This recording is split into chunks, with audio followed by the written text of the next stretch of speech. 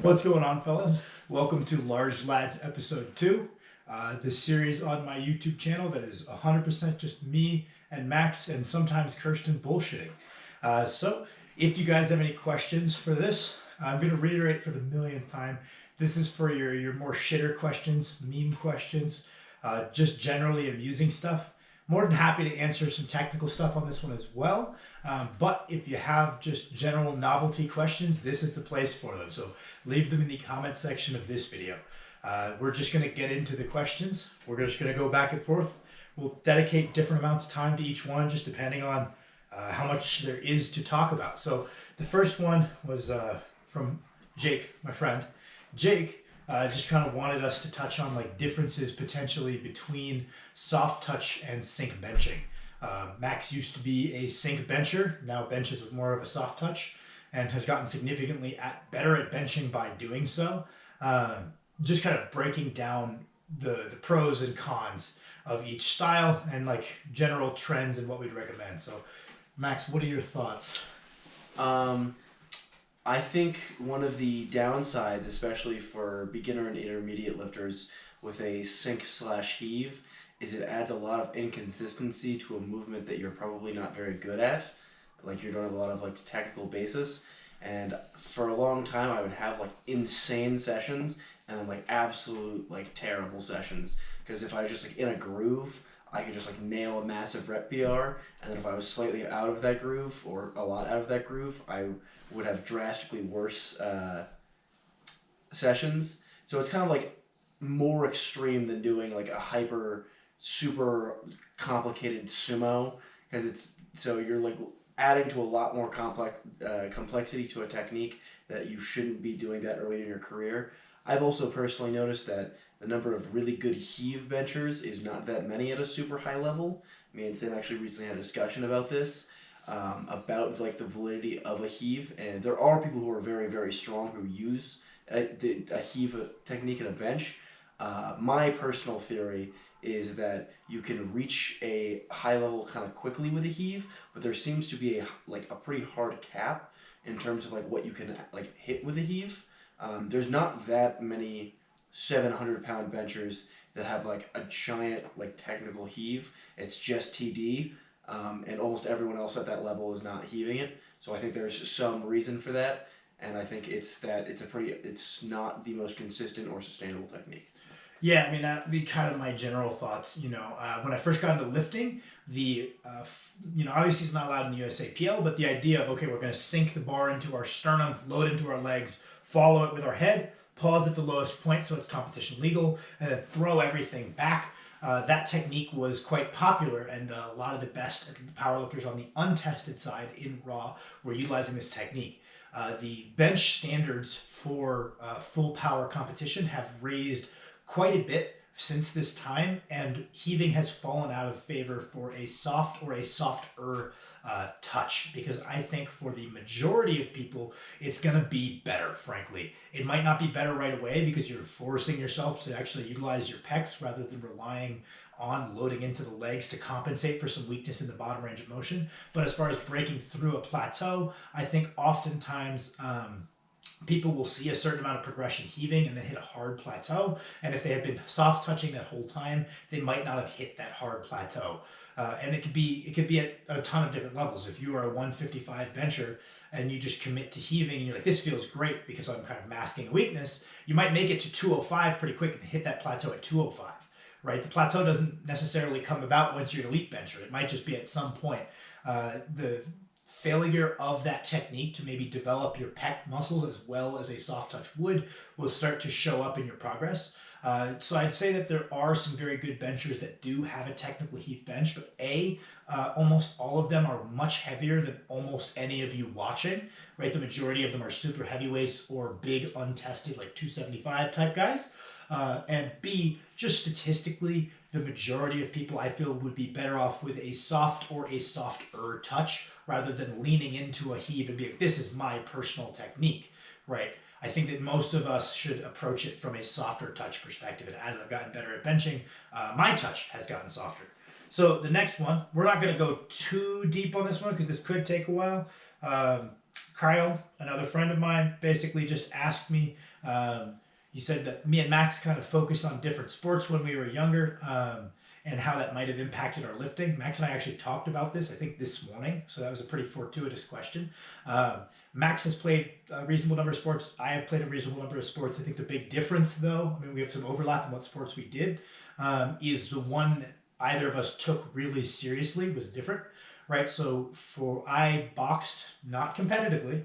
I boxed. I was a gym hero, just like I am in lifting. I think I had the same aversion that I do nowadays to the idea that peaking for a competition is not getting better. It's displaying how good you are. I think I had that same aversion. So I like to think I was pretty decent, but I had this mentality of like anytime I spend, cutting weight and preparing for an amateur bout would be time away from developing my base. And I think that A, that was a bad habit instilled in me. And B, the other thing is boxing is very much, compared to some other newer combat sports, very old school, very dogmatic. I was told not to lift weights because it'll make you slow. There was not a whole lot of thought put into periodization of training, and by not a whole lot, I mean there was none. It's very much kind of the old school, do hard shit, break yourself down, you'll get tougher because it was hard, and that's rinse and repeat, and there's no talk of cycling distances for the road work. There's no talk of regulating your fatigue.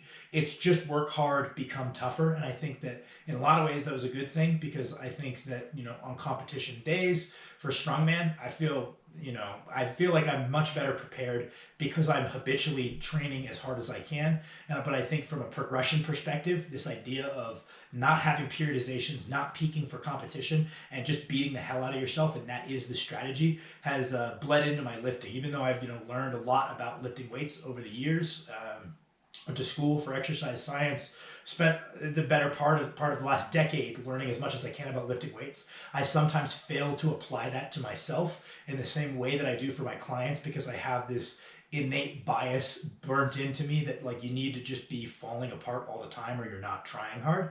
Because I think it was very formative for me, because I think I went to my first boxing gym when I was 10 years old, maybe 11. And I did it for the better part of 6-7 years. And it really, I think that's what I did after school. Didn't really hang out with friends all that much. I would go train. And I got to the point where just of my own volition, I started to do 2-a-day training. I would get up at 5 in the morning before school and do road work. And then I would go do my boxing specific training after school. And I think that built a lot of good work ethic, but it also built some very poor habits. And I was talking to Max this morning. The sport Max took seriously. He only had the opportunity to do it for 2 years, but I can vouch that he took it very seriously within those 2 years, was shot putting. And I think that coaching him before and after that, just my observations are that made him view approaching powerlifting much more from the perspective of an athlete in a sport.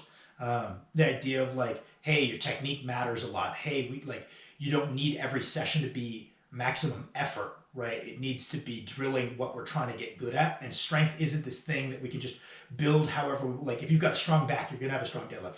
Well, no, strong deadlifting is a specific skill, right? There's strength skill, right? Whatever old Russian text you want to go to about how there's general strength and specific strength. I think it really taught him that A, specific strength is a thing, B, that technique is paramount to performing as well as you can in any athletic endeavor, and C, the idea that not every session should be just burying yourself. But what would be your perspective? These are my observations as a coach, right? This is not necessarily Max's perspective. What would be your perspective?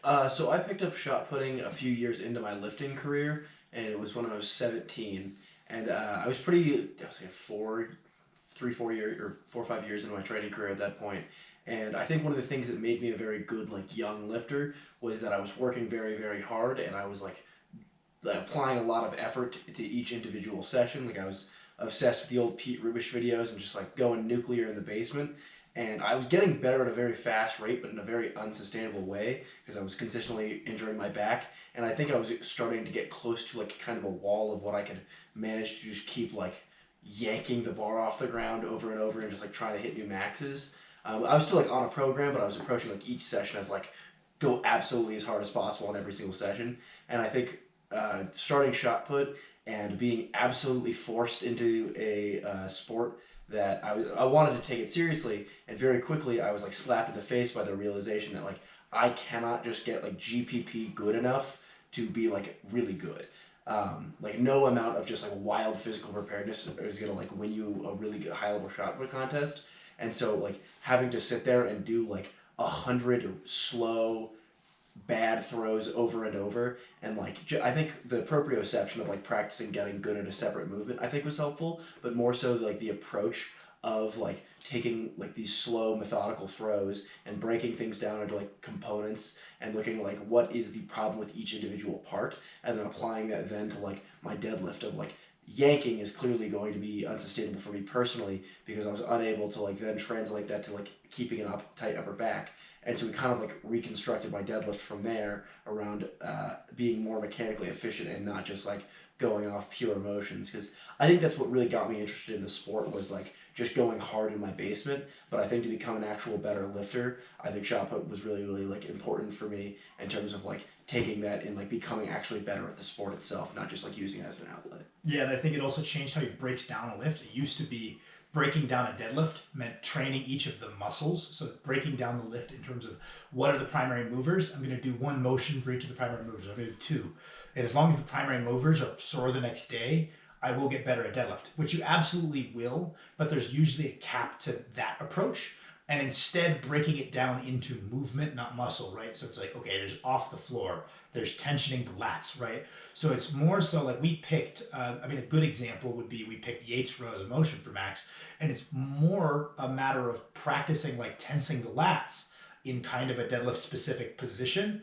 It's the function of packing the lats more than it is let's train the upper back specifically, right? And that's why a good example of this might be that the Yates rows have probably carried over to his deadlift more than the weighted pull-ups have, right? Both of them are upper back exercises. Both of them on paper are great deadlift accessories, but one of them is also addressing a motion skill aspect.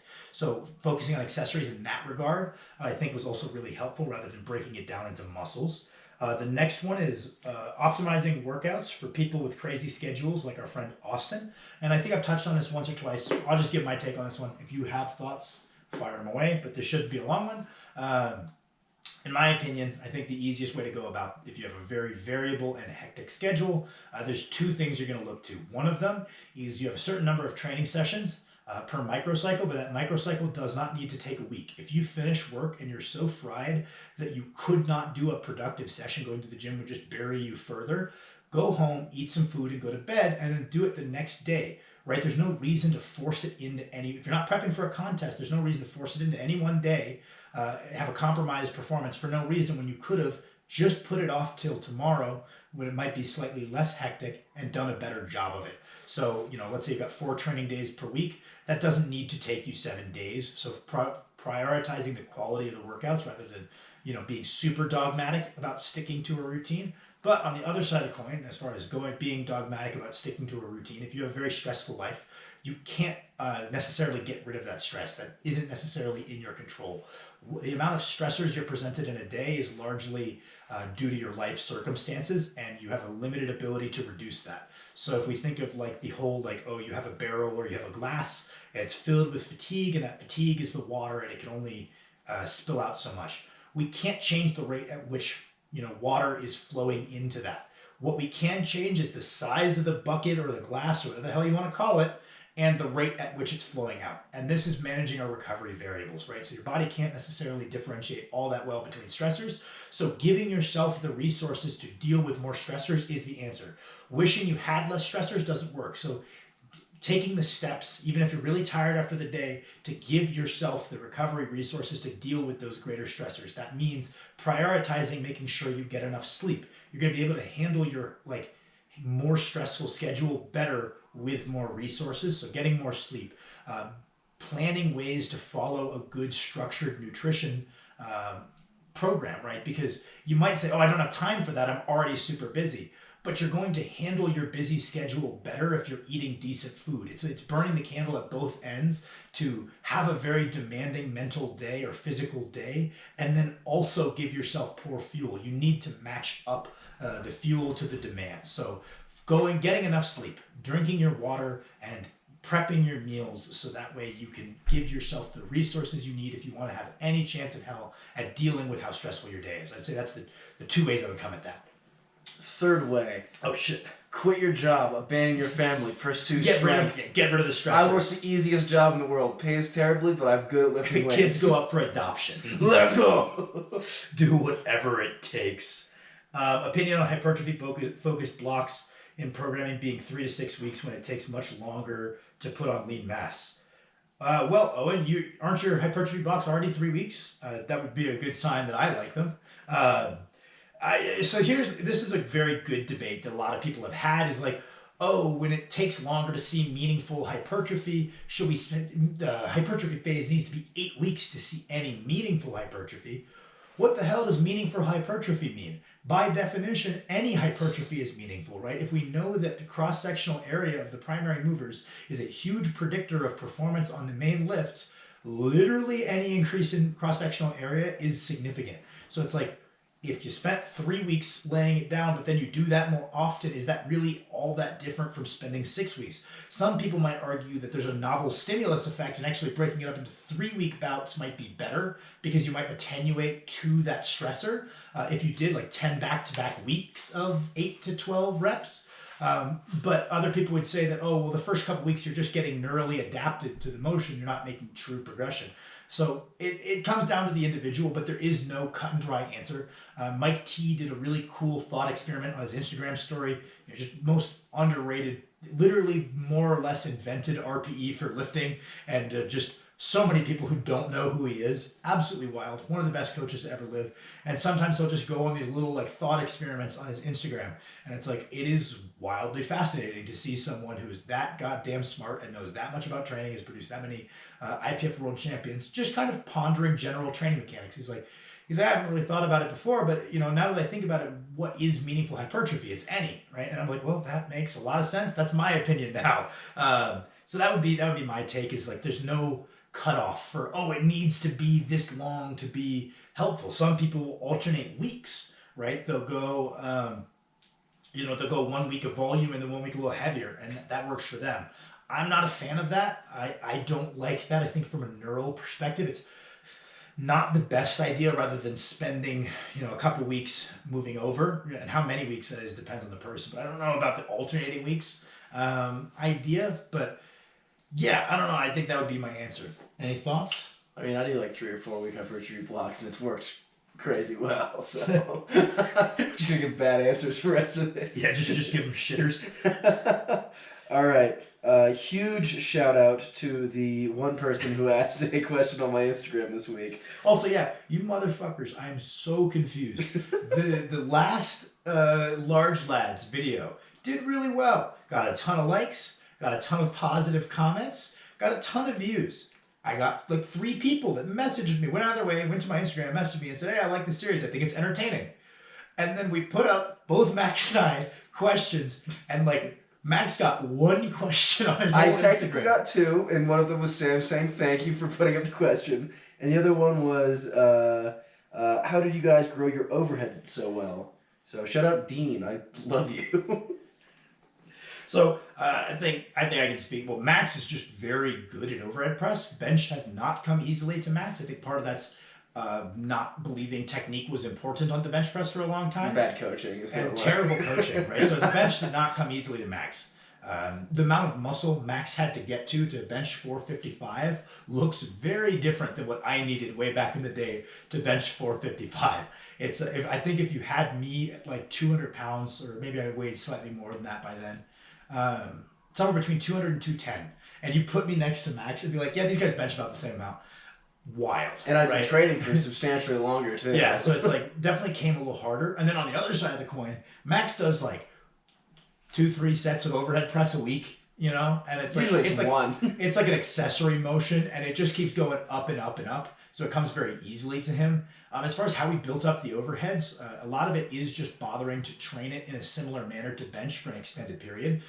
Most guys, if they took the same approach they would take if they were like competitive powerlifters to building up their bench, they do adequate frequencies, which is important, 2 to 3 times a week, and then tried to hypertrophy the relevant muscles, worked on their technique, trained the antagonistic muscles a little bit. They put that same amount of effort into their overhead press, they'd be a pretty good overhead presser. And I think that the reason Max and I are good overhead pressers is because we bother to dedicate that training economy to the lift. Whereas a lot of people will just use it as what it is, which is an accessory, and not necessarily put in the effort to build up the primary movers of the overhead. The overhead itself is not a goal, it's purely an accessory for the bench. So when something is an accessory, it's not going to progress at the same way it would if it was like a main focus. Thoughts? I don't think I have any right to give anyone overhead press advice, because despite it being one of my more impressive lifts, I don't deserve it. I put so much more work in my bench, and I'm just good at overhead press, and that's kind of it. I'm just pretty good at it. This guy says, still want to hear you about DUP and how to implement it. I'm having a hard time with this one, man. I'm really not trying to be rude to you at all. I don't know what you're asking. By the sound of the question, you know what DUP is, right? You have one day where you might go heavier and do less reps, and one day where you might go lighter and do more reps. So, that's what it is. I think it can work. I think that as you get more advanced, that might not be a viable strategy. I think if you're a newer to intermediate lifter, and laying down a hypertrophy base is super important. It's very viable. If you're a higher level lifter, you kind of need to present your body with one stimulus at a time to really maximize your results. So we're either focusing on maximizing hypertrophy, our strength in that 4 to 6 range, or we're working on displaying what we've built in the form of 1RM and kind of deviating, doing more than one of those at once. It's like the old proverb, right? He who chases 2 rabbits catches neither. You're going to get a little bit stronger and a bit more hypertrophy, but you're not going to get the same level of results on either that you would if you focused. But that's only for advanced lifters. I think that like doing a more daily undulating approach is super appropriate for people who laying down muscle mass is the most important thing. They're not near their genetic potential carrying capacity for muscle. Super good use of time. As far as how to implement it, that depends on the person, man. I don't necessarily have an answer for you there. Neither do I. Nice. All right, so here's the one. Let's go. This is the meat of the video. Here's a question. How are you, parentheses, Sam, gonna feel when Max is inevitably stronger than you? Well, this is a great question. I think about this a lot. I am very sad that Max is back to within 100 pounds of my bench. It makes me very sad, actually. And 150 of the total, baby. Yeah, he's 150 of the total. I'm devastated, right? I replied also, I'm cheating, right? Max is going to clarify I'm cheating here. I added more to my total, to my deadlift, and to my bench in the past 1 year than Max has, right? So I've added more to my bench outright, legitimately. That is true. Max hurt himself a year ago on the deadlift, but your boy did it anyway, right? So it's like, but that's part of lifting, right? So it's like, hey, all I'm saying, right? You're saying, it's inevitable Max is going to catch you. He's like 3 inches taller than you and 60 pounds heavier. And way more Well, handsome. what about when I get heavy? What about when I'm a bowling ball at 330 at 5'10"? He can't keep up with me, right? So it's, I don't know, right? I'm going to come at this from a purely logical perspective. I can acknowledge what you're saying. Max's trajectory as a lifter definitely looks like he's going to catch me, right? Max is also a much bigger person. Us sitting on the couch does not do this justice because I've got a long torso. Max is a good 3 inches taller than me, and Max is and looks like he is 50 pounds heavier than me. He's just got a much bigger frame, right? And it's like, it's all muscle too, yeah. As much as that frustrates me, I refuse to admit that might mean he has a higher strength potential than me. Fuck that. I don't believe that. I refuse to believe that. It goes against my worldview. I believe that there is not a person on this earth that I am not capable of being stronger than. If I do a good enough job, I work hard enough. It's a central belief of mine. So you can leave this comment and say he's inevitably going to catch you. And you're going to be like, oh, well, Sam seems like a pretty reasonable, smart guy on the internet. Of course he's acknowledged this fact. Fuck that. No, watch me. When I get up to 300, he won't be able to keep up. He could be 400. Can't keep up. When Sam inevitably passes away due to his poor health concerns, I'll then start taking lifting weights seriously and beat him. But for now, I'm, in honor of his future memory, I've got to just breezing by. We should have led with that one. That was a much better one. No, I think that's just the whole video. Just you getting pissed about that question. No, it's a big deal to me, right? I want nothing but success for Max, right? I don't mind if he catches me.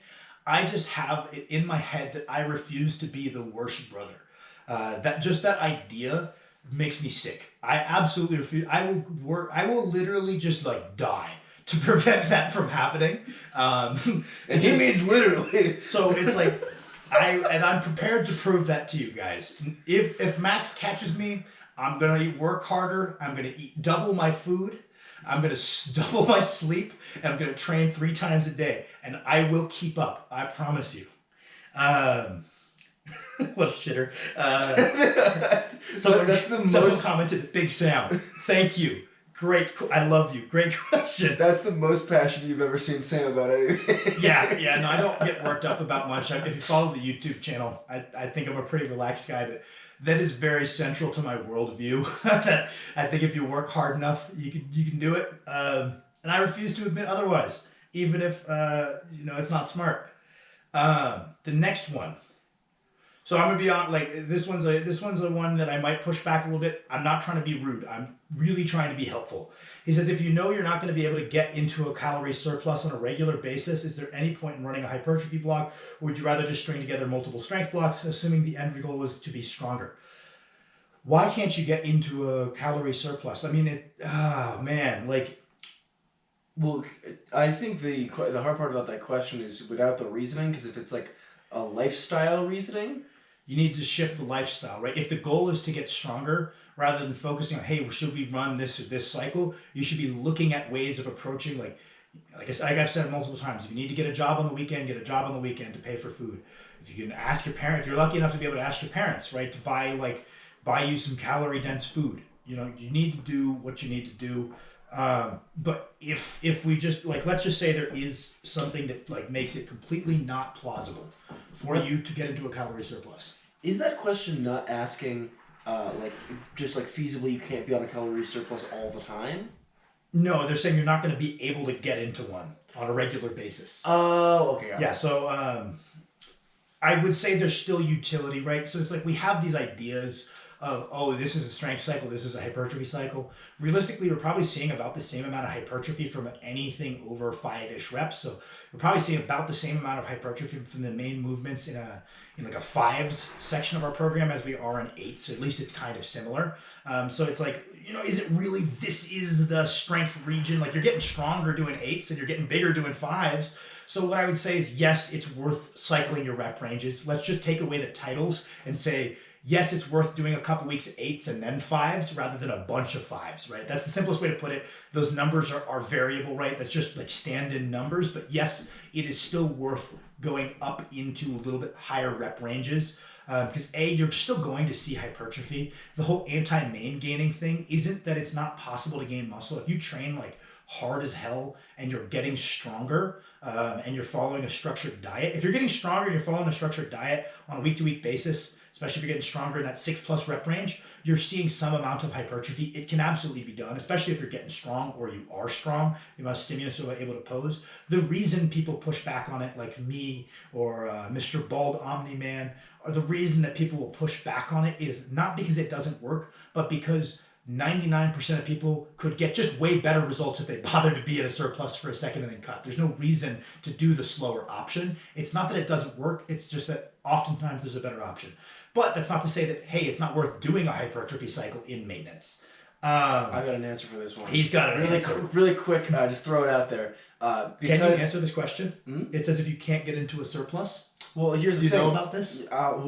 Yeah, this guy can barely wear. Have you heard of this? This guy can barely weigh an adult amount of weight and can't start talking shit. Multiple times in my career, I've gained in excess of weight way too quickly and then maintained at that body weight for an extended period of time and gained muscle over that period of time. So I wasn't on a calorie surplus and was gaining muscle. It's slower and a worse method, but you can still be gaining muscle. So I initially made a turbo bulk to 230 and then just sat at 230 for almost a full year and just progressively built muscle at that body weight. So while it's not the best strategy, it is a strategy. Yeah, it's not optimal, right? And it worked. It did make me a better lifter. It just would have been a better idea to gain those 30 pounds over the course of 12 months, not one. All right. The next one is, congrats on 1K subs. Thank you. I'm very happy about that. Can I ask you what you think your training strengths or gifts are? Is it discipline, programming, genetic? I ask because your strength is so impressive. Max, go. I think one of the things I've been blessed with most is one, having a brother that does all the research for me. It's not even a joke. Having Sam as a resource has been an immense gift. Two, being able to be a semi-comfortable 300 pounds, insane. Just truly, I've worked very hard to build the amount of muscle I have. Most people could not do this. I will tell you guys, just this is my opinion. I've coached a lot of people over the years. I have never in person seen someone that is natural, that carries the amount of muscle that Max does naturally.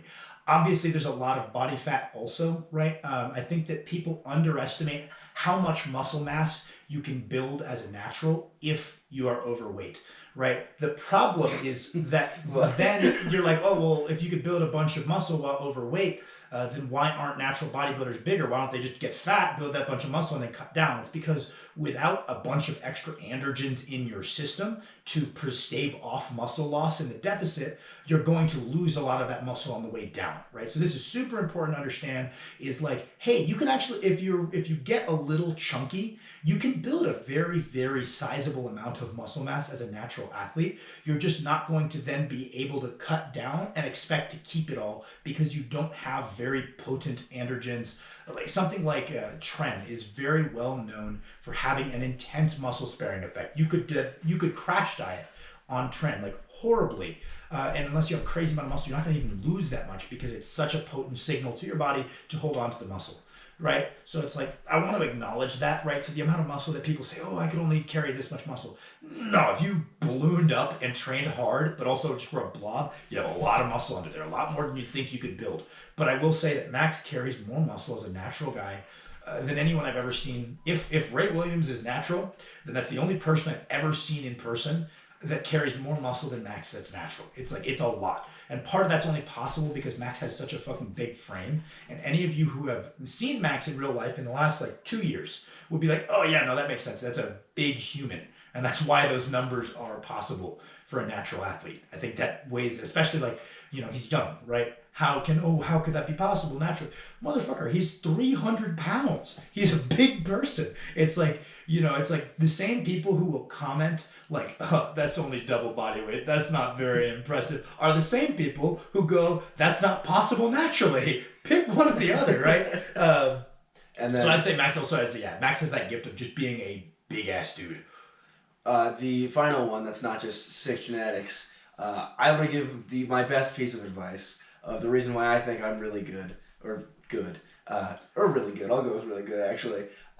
I just stick with it better than most people. The number of people who I've run across in the course of my lifting career who, in my opinion, are more gifted than me is not many, but there are certainly multiple people that I've run into that I'm like, you have a better predisposition to strength than me. Just absolute freaks, and they burn out quicker than me because I'm willing to just keep chugging along. I will lose to people over and over, and I just stick it out longer than them, and I'll inevitably win. So no matter if your genetics are significantly worse than mine, if you're just willing to stick it out longer than anyone else, you will inevitably win. You'll be the best Masters 4 lifter, and they'll all be dead. Take the dub.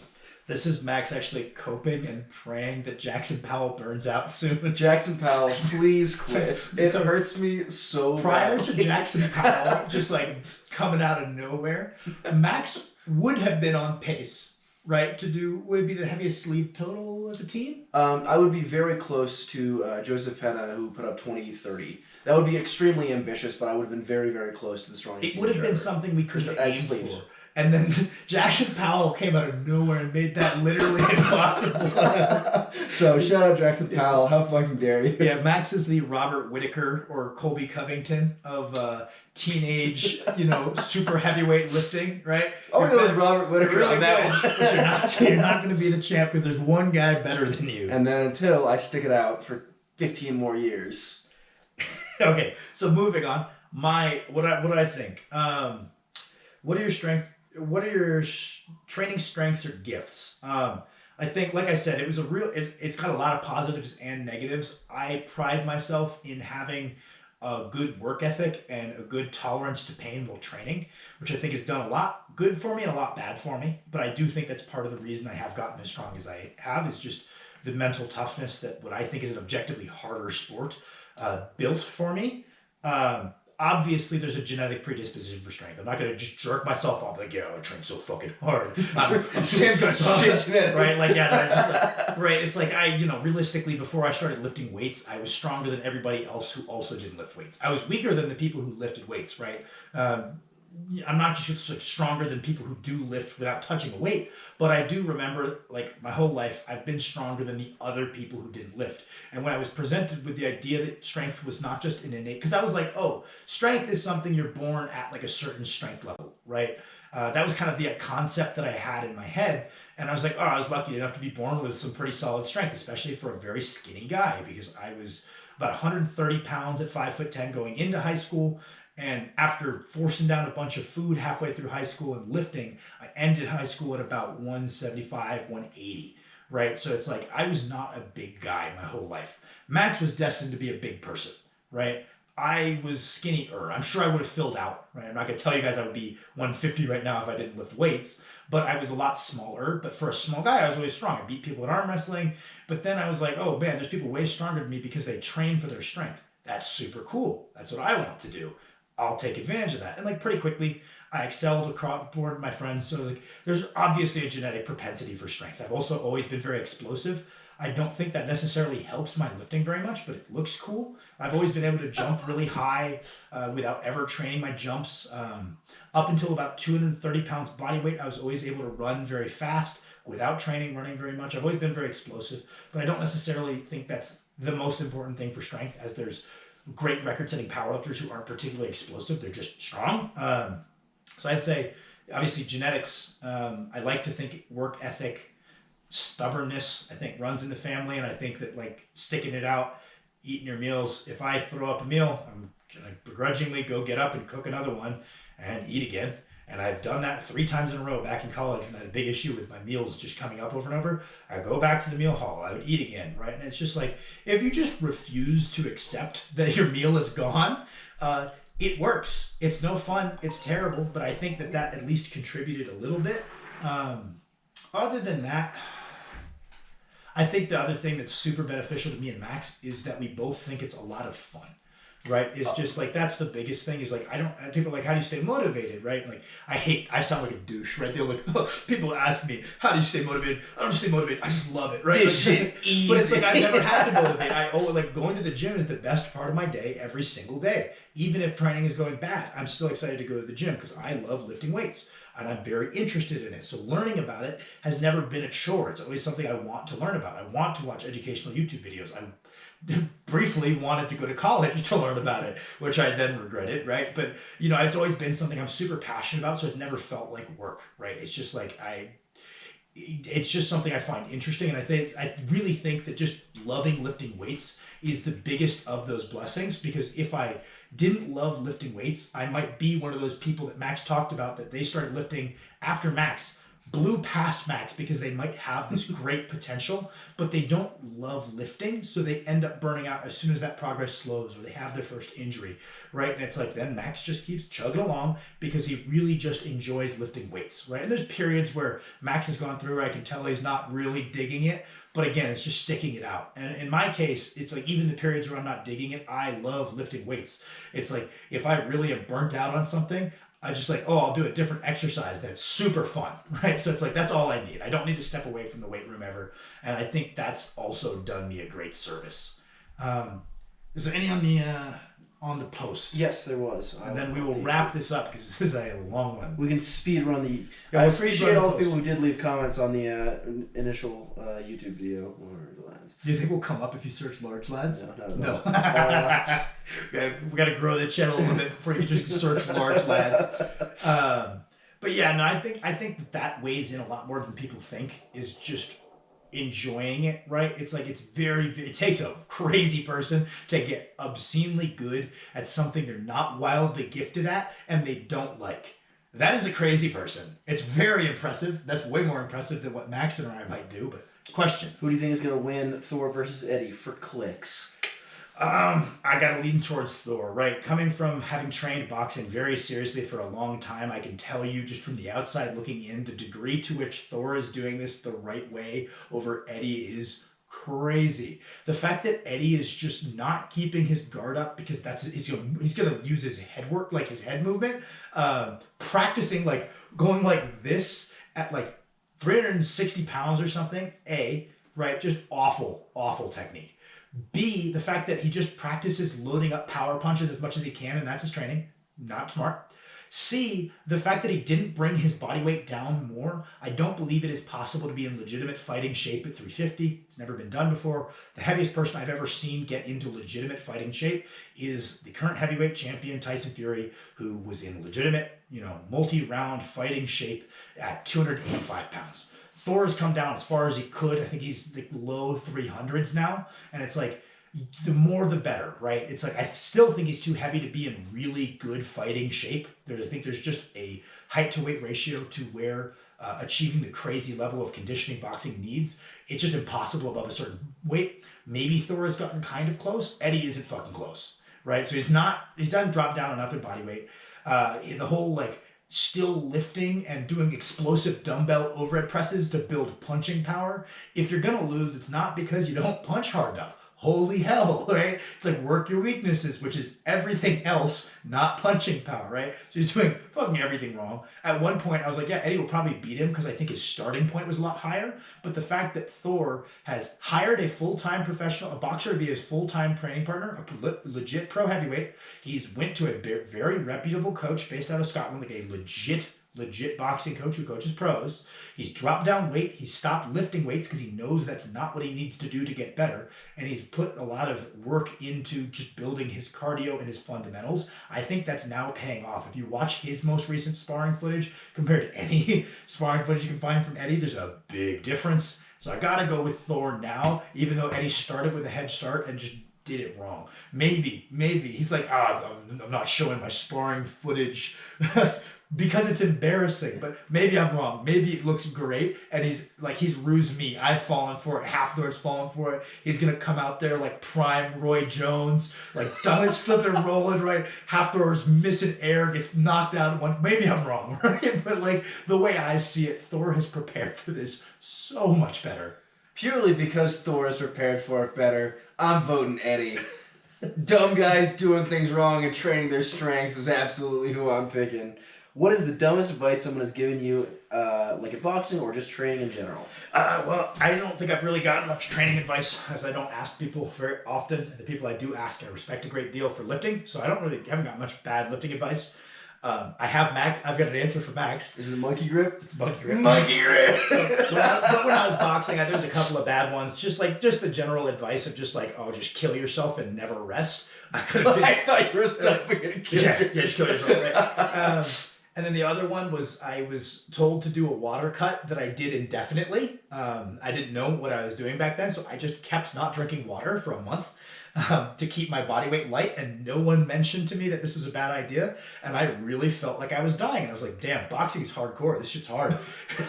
And I was just losing every round of sparring because I would gas in 30 seconds. I was like, man, this is crazy. This is what everybody does. And I was like, no one ever told me that you should just reduce your calories to drop some weight. Especially if you're doing a 24-hour weigh-in and not make water cuts. No one ever mentioned that to me.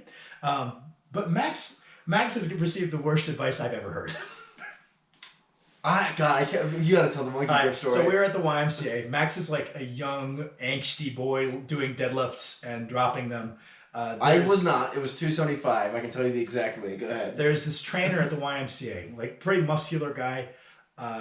Very kind of Kai Green-y, and he's philosophical with all of his stuff, and he talks to people at that YMCA seem to trust this guy. He's got big arms. I had seen him doing the highest squats I've ever seen in my life, so I immediately was like, this guy's an idiot, because I was a young kid. I'd be like, oh yeah, ATG, or you're not squatting. This guy's a moron. There's no reason to ever squat that high. I was like, this guy doesn't know anything, right? And I was like, didn't really see much to suggest that he did. I had done quite a bit of research. I believe I was pretty well versed. And Max is doing deadlifts, and I correct his form on something because I am coaching him by this point. And this guy comes up and he's like, no, if you want to learn to use your grip, you should use straps. It's like a monkey. It's like you hang. It's a natural motion. I was like, using straps is a natural what on earth are you talking about, right? And I was like, well, no, he's dropping it because his grip strength is weak. If he uses straps, his grip isn't going to get weaker. And he goes, young man, you read too much on the internet. I have worked with some of the best bodies in the world. I was like, what the hell does this mean?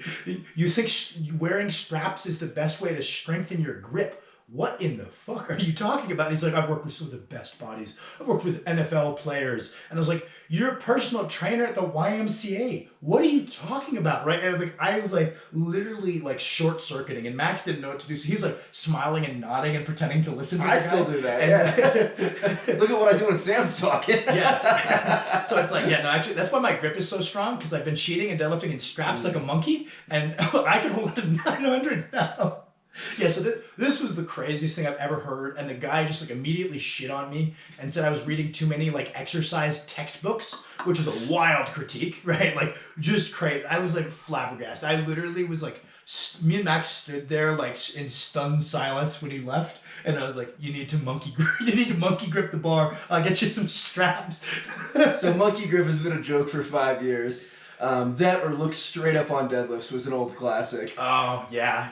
I was told that on my squat, right? I was at an old school gym with some old school lifters. My squat was plateaued. Nobody told me that I should, maybe do some additional leg training, which probably was the answer looking back. Maybe some pause squats, maybe some SSB. I think any of these things would have remedied my squat plateau looking back, knowing what I know now. There was 1,000 ways to get over this. My technique was pretty solid. And I was told by 3 people at my gym that the reason I was failing squats was not because I was picking bad numbers, it's because I wasn't looking at the ceiling. And I tried it, and I got folded in half. And they were like, that looked better. So that didn't work. But yeah, no, that was probably the only bad lifting advice I've gotten. Max or Sam, have either of you shit your trousers? All right, we'll end on this one. No, there's one more after this. Or at least come close to filling your shorts during a lift. I've come very close. I can say with absolute honesty and much thankfulness that I have not filled my trousers while lifting. I haven't had an inclination to in a few years. It used to be squatting was fine, conventional was fine, sumo put me at risk, right? Because I didn't know how to sumo deadlift and my torso is just getting folded up in the bottom and put a lot of pressure on my insides. Now, I've got no inclination to, thankfully. And I made it through that time period with no mishaps. So, very thankful. I was risking it for the biscuit every single squat day at the YMCA for probably 3 years. Not to go too TMI, there were points in which I re-racked the bar, I was like, I shit myself, walked to the bathroom, didn't. But to the point where I was fully convinced, like, damn, finally happened. It sucks. My nose would be bleeding. There also just, this is somewhat related. There's a point in Max's life where he was eating so much top ramen and nothing else that he was vaguely unaware that shit should be solid.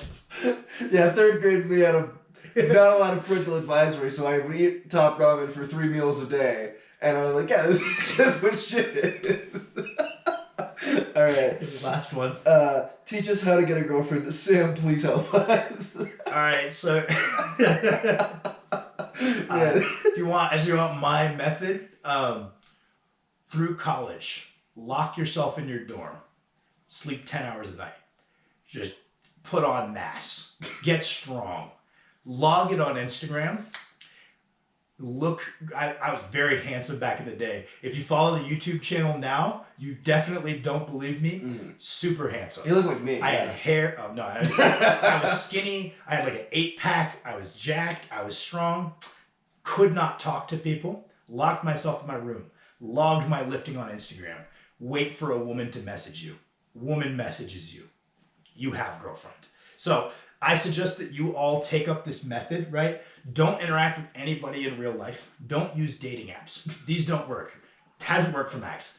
Jeez. That's all right.